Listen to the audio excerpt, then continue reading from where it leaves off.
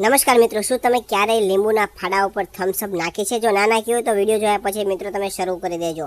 મિત્રો તમારે શું કરવાનું છે, તમારે ડીશ લેવાની છે અને તેની ઉપર તમારે મિત્રો 3 થી 4 જેટલા લીંબુના તમારે ફાડા કરી લેવાના છે અને વ્યવસ્થિત તમારે ડીશ ઉપર ગોઠવી દેવાના છે.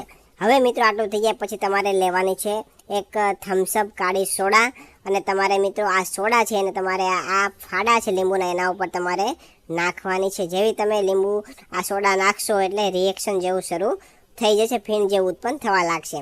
હવે મિત્રો વ્યવસ્થિત સોડા નખાઈ જાય પછી હવે મિત્રો તમારે આ જે દરેક ફાડા છે એના ઉપર તમારે ક્લોઝઅપ થોડી તમારે લગાવી દેવાની છે. એક એક ફાડા ઉપર થોડી એવી ક્લોઝઅપ તમારે લગાવી દેવાની છે. આટલું થઈ જાય પછી હવે મિત્રો તમારે લેવાના છે બેકિંગ સોડા એટલે કે ખાવાના સોડા અને આ સોડા છે એ પણ તમારે આ લીંબુના ફાડા અને ક્લોઝઅપ ઉપર થોડા વેરી દેવાના છે. થોડા તમારે સોડા નાખવાના છે. અને હવે મિત્રો થઈ જાય પછી હવે છેલ્લે તમારે થોડું મીઠું તમારે આ બધા ફાડા ઉપર નાખવાનું છે, ઉમેરવાનું છે.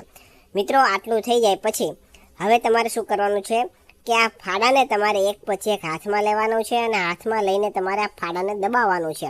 અને જે પણ લીંબુમાંથી રસ નીકળે તેની સાથે ક્લોઝઅપ પણ આવશે, મીઠું પણ આવશે અને જે પણ આપણે વસ્તુ ઉમેરી છે બેકિંગ સોડા એ પણ આવશે. બધું તમારે ડીશની અંદર ભેગું કરવાનું છે, બધું નીચોવી દેવાનું છે ડીશની અંદર. આ બધા ફાડાને તમારે વ્યવસ્થિત નીચોવી દેવાના છે અને ત્યારબાદ તમારે ચમચીની મદદથી આ બધું છે તમારે વ્યવસ્થિત મિક્સ કરી લેવાનું છે.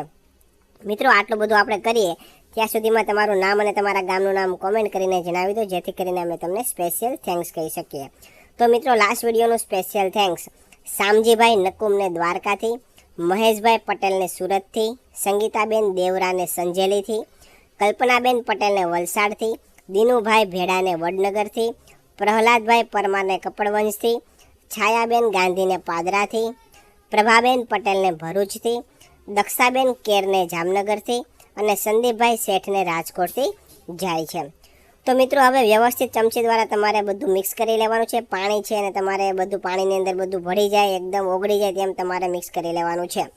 અને હવે આ જે પાણી એકદમ વ્યવસ્થિત મિક્સ થઈ જાય પછી તમારે આ પાણીને એક વાટકીમાં તમારે લેવાનું છે. અડધી પોણી વાટકી જે ભરાય તે તમારે લેવાનું છે. અને ત્યારબાદ જે આ વાટકી છે એની અંદર તમારે મિત્રો થોડું એવું વિનેગર ઉમેરવાનું છે અને ફરીથી તમારે મિત્રો ચમચીની મદદથી આ પ્રવાહીને તમારે વ્યવસ્થિત મિક્સ કરી લેવાનું છે. મિત્રો હવે જે આ લિક્વિડ બનીને તૈયાર થઈ ગયું છે એ બની ગયું છે તમારું વાસણ ધોવાનું એક અક્ષર લિક્વિડ. મિત્રો ગમે એવા ચીકણા વાસણો હશે, ગંદા વાસણો હશે છે જેવા તેવા લિક્વિડથી સાફ નહીં થતા હોય, પરંતુ તમે આ લિક્વિડથી સાફ કરશો એટલે ગમે એવી ચીકાશ હશે એ બધી ચીકાશ જતી રહેશે. તમારા વાસણ એકદમ નવા જેવા વ્યવસ્થિત ઉજળા થઈ જવાના છે. તો મિત્રો તમારે બજારમાંથી કોઈ લિક્વિડ લેવાની જરૂર નહીં પડે. તો તમે ઘરે એકવાર અવશ્ય ટ્રાય કરજો.